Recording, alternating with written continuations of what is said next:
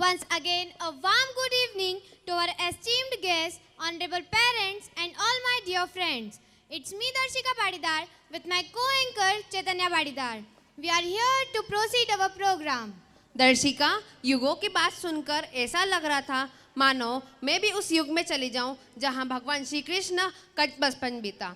ऐसा लग रहा था मानो भगवान श्री कृष्ण स्वयं धरती पर उतर आए हों। बिल्कुल सही कहा दीदी आपने। लगता तो मुझे भी यही है।